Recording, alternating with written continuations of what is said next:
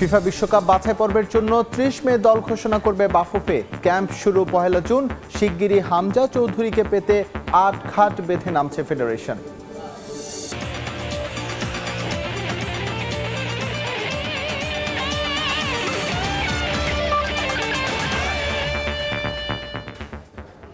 বিশ্বের নানা প্রান্তের খেলাধুলার খবর নিয়ে আমাদের নিয়মিত আয়োজন খেলার সময়, আর এই আয়োজনে আপনাদের সঙ্গে আছি আমি এস এম ইকবাল। নতুনত্ব এসেছে বাংলাদেশের টি-20 বিশ্বকাপ জার্সিতে। চিরাচরিত লাল সবুজের প্রাধান্যের পাশাপাশি এবারই প্রথম হাতার বর্ডারে ব্যবহার করা হয়েছে সোনালী রং। আবহাওয়ার কথা বিবেচনা করে কাপড়েও আনা হয়েছে পরিবর্তন। তবে এখন পর্যন্ত সমর্থকদের অফিসিয়াল জার্সি কেনার ব্যাপারে নেওয়া হয়নি কোনো সিদ্ধান্ত। মূল জার্সির পাশাপাশি অনুশীলন জার্সিতেও আছে আধুনিকতার ছোঁয়া। স্বপ্নের বিশ্বকাপ, আবেগের বিশ্বকাপ জার্সি কোনো জাঁকজমকপূর্ণ অনুষ্ঠান নয়। মধ্যরাতে সামাজিক যোগাযোগ মাধ্যমে পোস্ট দিয়ে বিসিবি জানান দিয়েছে কেমন হয়েছে এবারের টাইগারদের বিশ্বকাপ জার্সি। কোথায় এই বিশ্বকাপ জার্সিটা অন্যবারের চাইতে আলাদা, কিংবা এই জার্সির বিশেষত্বই কি, গোটা বিষয় নিয়ে কথা বলবো স্পোর্টস অ্যান্ড স্পোর্টসের স্বত্বাধিকারী মাহতাবুদ্দিন সেন্টুর সঙ্গে। সেন্টু ভাই, আপনাকে স্বাগত। এবারের জার্সিটা কেন অন্যবারের চাইতে আলাদা? আমাদের যে প্রথম পতাকার যে কালার, ওই গোল্ডেন কালারটা এখানে ইমপ্লিমেন্ট করা হয়েছে। এটা যদি আপনি একটা বিশেষত্ব বলতে পারেন। আদার হ্যান্ড বলতে পারেন আমরা লোগোগুলিকে খুব স্পেশালাইজ করেছি। এবার খেলা হচ্ছে আমেরিকা এবং ওয়েস্ট ইন্ডিজের দুই ধরনের কন্ডিশন। যে জিএসএমটা এটা হচ্ছে ওইখানকার ওয়েদার অনুযায়ী আমরা ইনিশিয়ালি আমাদের মাথায় ছিল যে কীরকম টেম্পারেচার হতে পারে, ওর উপর ডিপেন্ড করে আমরা জার্সির কাপড়টা তৈরি করেছি। প্রপার ফিটিং যেন হয় প্লেয়ারদের, এই জিনিসগুলো আমাদের হচ্ছে আমাদের ব্যাক এন্ডে সবসময় মাথায় থাকে। গেল বড় আমরা দেখছি যে অথেন্টিসিটি প্রমাণের জন্য আপনারা একটা লোগো ব্যবহার করেছেন। এবারও নিশ্চয়ই সেই জি, আমরা একটা লোগো ইউজ করেছি যেন প্রোডাক্টের অথেন্টিসিটি আসলে করা যায়। ওই আর জার্সিটাকে আর একটু মেকআপ করার জন্য আমরা কিছু কিছু এলিমেন্টস ইউজ করেছি। বাংলাদেশের জার্সি মানে আসলে লাল সবুজের প্রাধান্য, সেক্ষেত্রে আসলে কি একটু আপনাদের জন্য কাজটা করা, মানে নতুন নতুন রং নিয়ে কাজ করাটা একটু বেশি টাফ হয়ে যায় কিনা? আইসিসি ইভেন্টের 2টা জার্সি হতো, তো এখন একটা জার্সি হয়। আগে একটা হতো যে লালকে প্রাধান্য দিয়ে এর সাথে সবুজের টেক্সচার নিয়ে আসা বা সবুজের আরেকটা কালার সংমিশ্রণ করা। আর এখন যেটা হয় যে একটাই যেহেতু জার্সি হয়, এখন সবুজকে প্রাধান্য দিয়ে লালের একটা অংশ নিয়ে আসে। প্র্যাকটিস কিটটা নিয়ে যদি একটু বলতেন। প্র্যাকটিস কিটটা অলমোস্ট আগেরই প্র্যাকটিস কিটটা একটু আমরা একটু হালকা একটু চেঞ্জ করেছি। ডিপ কালার ইউজ করা হয়নি, যাতে হয়তো সান অ্যাবজর্ব করে বেশি। ডার্ক কালার ইউজ করেনি, একটু লাইট কালার ইউজ করা হয়েছে যেন একটু জাস্ট স্বস্তিদায়ক হয় আর কি। দর্শক তারা যদি জার্সিটা কিনতে চায় দেশ কিংবা দেশের বাইরে, সেক্ষেত্রে আসলে আপনাদের পক্ষ থেকে কিংবা তাদের করণীয় এটা হচ্ছে বিসিবির প্রোডাক্ট। আমি আসলে এটা ওন করি না এবং আমার কোনো রাইট নেই এই জিনিসটা সেল করার। তো এটা বিসিবির যেহেতু প্রোডাক্ট, আমি শিওর যে হয়তো বা নেক্সট কোনো এডিশনই হয়তো বিসিবি নিজের প্ল্যাটফর্ম থেকে সেল করবে। এবং অনেক অনেক ধন্যবাদ আপনাকে। দর্শক, জার্সি উন্মোচন হয়ে গেছে। যেই বিশ্বকাপের সবশেষ আনুষ্ঠানিকতা সেটাও সেরে নিয়েছে বাংলাদেশ ক্রিকেট বোর্ড। এই দলটা আপনার, এই দলটা আমাদের। এই দলটাকে ভালোবাসুন, কারণ এই দলটাই আপনাকে হাসাবে, আনন্দাশ্রুতে ভাসাবে। মাহবুব রিমন, সময় সংবাদ, ঢাকা।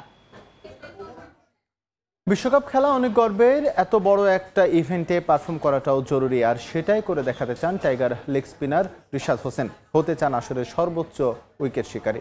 এছাড়া বিশ্বকাপে ব্যাটিং, বোলিং, ফিল্ডিং 3 ডিপার্টমেন্টেই বড় অবদান রাখতে চান এই স্পিনার। নতুন কোচ মুশতাক আহমেদের পরামর্শ বেশ কাজে দিচ্ছে বলে মন্তব্য করেছেন তিনি। রিশাদ হোসেন কদিন আগেও এই নামটা খুব একটা পরিচিত ছিল না। ঘরোয়া লিগেও নিয়মিত ম্যাচ পেতেন না এই লেগ স্পিনার। তবে এক হাতুড়ুর বদৌলতে বদলে গেছে ভাগ্য। জাতীয় দলে প্রথম দিকে আশানুরূপ পারফর্ম করতে না পারলেও বারবার সুযোগ মিলেছে একাদশে। এখনই রিশাদ কি ভাবা হচ্ছে বিশ্বকাপে বাংলাদেশের জন্য বড় অস্ত্র, যার প্রতিদান দিতে চান টাইগারদের এই তরুণ তুর্কি। সবারই স্বপ্ন থাকে, নর্মালি আমারও আছে। তো বিশ্বকাপের হয়ে খেলাটা আমার জন্য অনেক প্রাউডের একটা ব্যাপার। তো চেষ্টা করব যে নিজের সামর্থ্য সর্বোচ্চটা দেওয়ার। দলের প্রতি আমি ব্যাটিং, বোলিং, ফিল্ডিং 3 সাইডেই অবদান রাখতে চাই। বিশ্বকাপের ঠিক আগেই টাইগারদের ডাগ আউটে যোগ দেন পাকিস্তানের বিশ্বকাপ জয়ী দলের অন্যতম সদস্য মুশতাক আহমেদ। তিনিও লেগ স্পিনার হওয়াতে সবচেয়ে বেশি উপকার হয়েছে রিশাদের। তার পরামর্শ কাজে লাগিয়ে বিশ্বকাপে নিজের সেরাটা নিংড়ে দিতে চান 21 বছর বয়সী এই স্পিনার। স্বপ্ন দেখছেন আসরের সর্বোচ্চ উইকেট শিকারী হওয়ার। উনি ওনার অভিজ্ঞতাগুলো শেয়ার করতেছে যে উনি বিশ্বমঞ্চে কিভাবে উনি ওই সময়টা দাপটে ছিল আর কি। তো প্রশ্নে এরকম কথা বলতেছিলাম যে ওই সব মঞ্চে, বড় বড় মঞ্চে কীরকম করে পারফর্ম করা যায়। উনি বলতেছিল যে বিশ্বমঞ্চে যত ঠান্ডা থাকা যায় তত ভালো পারফর্ম করার সুযোগ থাকে। তো আমি এগুলো ইনশাল্লাহ চেষ্টা করবো যে এখানে ডেলিভার করার জন্য। নামের পিছনে আমি দেখতে চাই ওয়ার্ল্ড কাপের হাই উইকেটটা দেখতে চাই অবশ্যই, যেহেতু আপনি বলার। শুধু বোলিং নয়, মারকুটে ব্যাটিং দিয়েও সবার মন জয় করেছেন রিশাদ। লোয়ার অর্ডারে তার এমন পারফরমেন্স বড় ভূমিকা রাখছে দলে। স্বাচ্ছন্দ্যে বড় বড় শটও খেলতে পারেন তিনি, যার জন্য নিজের প্রতি বিশ্বাস থাকাটা জরুরি বলে মত তার। যদিও নিজের ব্যাটিংয়ে এখনও অনেক উন্নতি করতে হবে বলে মনে করেন রিশাদ।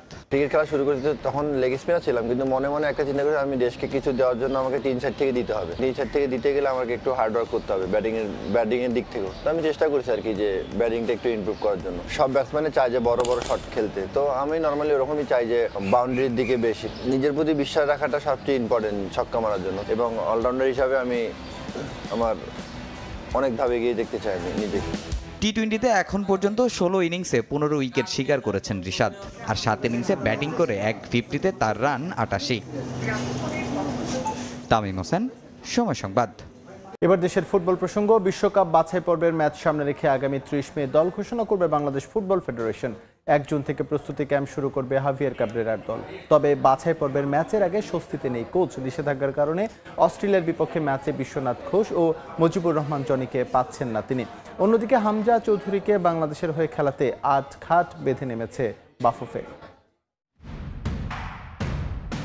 দেশের ফুটবলে দীর্ঘদিন ধরেই আলোচনায় ব্রিটিশ বংশোদ্ভূত ফুটবলার হামজা চৌধুরী। লাল সবুজ জার্সিতে তার খেলার আগ্রহ নিয়ে সময় সংবাদের প্রতিবেদন প্রকাশের পর শুরু হয় লেস্টার সিটি মিডফিল্ডারের বাংলাদেশি পাসপোর্ট প্রস্তুত প্রক্রিয়া। কিছুদিন আগেই লন্ডনে বাংলাদেশের হাই কমিশনে যান হামজা চৌধুরী। তবে প্রয়োজনীয় কাগজপত্র না নিয়ে যাওয়ায় পুরো কাজ সম্পন্ন না করেই ফিরতে হয় তাকে। এবার হামজার বাংলাদেশি পাসপোর্টের বিষয়ে আটঘাট বেঁধেই নেমেছে বাংলাদেশ ফুটবল ফেডারেশন। হামজা যখন যেদিন গেছিল সেদিন তার কয়েকটা কাগজ শর্ট ছিল, যে কারণে সেদিন একটা সিস্টেমে কিন্তু আপলোড করা সম্ভব হচ্ছিল না। হয়তো ছোট কিছু মিসআন্ডারস্ট্যান্ডিং ছিল, সে চলে গেছে। এবার এরপর কথা হয়েছে হাই কমিশনার মহোদয়ের সাথে, এরপর যখনই যাবে তার কাজগুলো সুন্দরভাবে করা হবে। কিন্তু তার পরবর্তীতে সে আবার ছুটিতে চলে গেছে, ভ্যাকেশনে গেছে।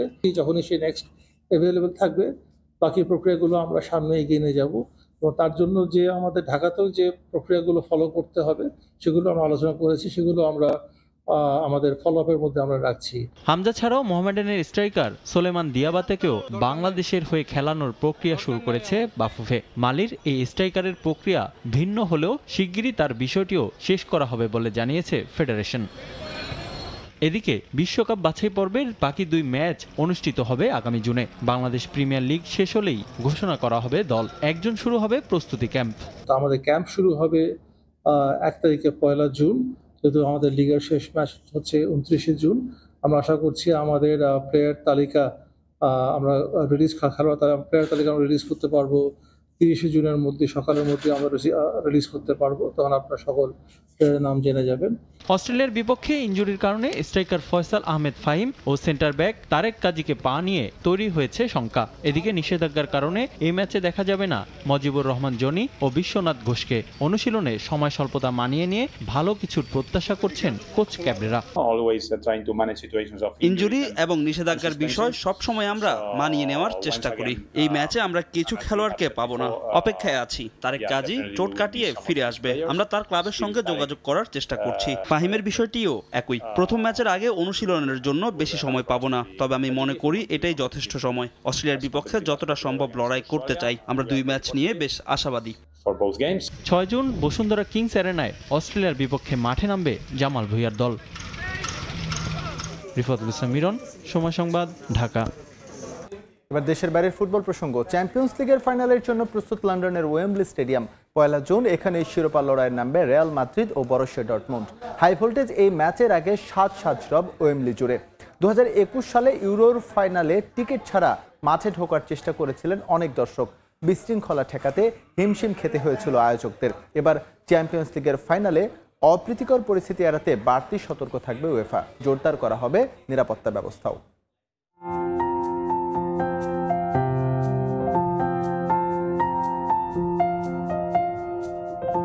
ইউরোপের ক্লাব ফুটবলের শ্রেষ্ঠত্বের আসর চ্যাম্পিয়ন্স লিগের জন্য প্রস্তুত লন্ডনের ঐতিহাসিক ওয়েম্বলি স্টেডিয়াম। বিশ্ব ফুটবলের অনেক গুরুত্বপূর্ণ ফাইনালের সাক্ষী লন্ডনের এই মাঠ।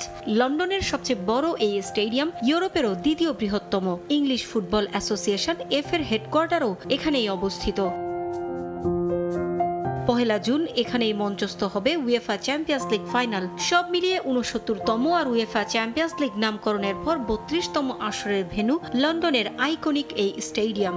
সংস্করণের পর তৃতীয়বারের মতো চ্যাম্পিয়ন্স লিগের ফাইনাল হবে ওয়েম্বলিতে। এর আগে 2011 ও 2013 সালের শিরোপা নির্ধারণী ম্যাচ হয়েছিল আইকনিক এই স্টেডিয়ামটিতে।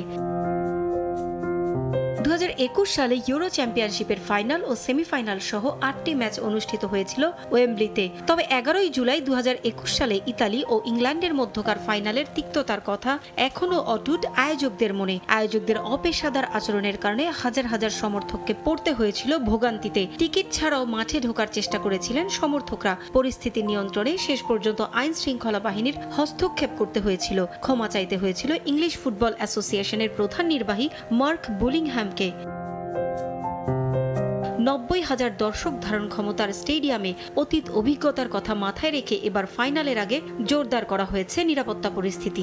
যে কোনো ধরনের অপ্রীতিকর পরিস্থিতি এড়াতে আগে থেকেই সতর্ক করে দেওয়া হয়েছে দর্শকদের। ফাইনালের উত্তাপ ছড়িয়ে দিতে ব্যানার ফেস্টুনে ছেয়ে গেছে ওয়েম্বলি। নীলফামারীর সৈয়দপুরে সংবর্ধনা পেয়েছেন দক্ষিণ এশিয়ান সেপাক টাকরো চ্যাম্পিয়নশিপে অংশ নেওয়া 3 খেলোয়াড়। নেপালে প্রথমবারের মতো অনুষ্ঠিত হওয়া টুর্নামেন্টে অংশ নিয়েছিলেন তারা। দুপুরে সৈয়দপুর উপজেলা হলরুমে সংবর্ধনা পান ববিতা রানী, আইরিন খাতুন ও দীপা সরকার। 3 জনের এই দলটি বাংলাদেশের হয়ে জিতেছেন ব্রোঞ্জ পদক। প্রত্যেককে ক্রেস্ট ও নগদ 5,000 টাকা তুলে দেন সৈয়দপুর উপজেলা নির্বাহী অফিসার ও ক্রীড়া সংস্থার সভাপতি। সংবর্ধনা অনুষ্ঠানের আয়োজন করে সৈয়দপুর উপজেলা ক্রীড়া সংস্থা। তাদের এমন অর্জনে উচ্ছ্বসিত পুরো নীলফামারী ক্রীড়া সংস্থা।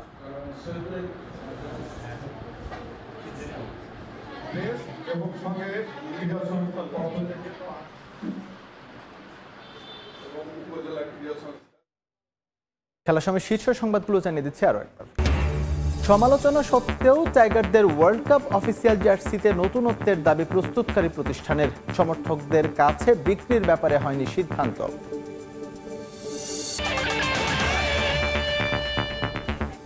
এই ছিল খেলার সময়ের এখনকার আয়োজন। দুপুরের সময় সঙ্গে থাকবেন ইমদাদ। ইকবাল, আপনাকে ধন্যবাদ। দুপুরের সময় নিয়ে ফিরছি কিছুক্ষণ পর, সঙ্গে থাকুন সময়।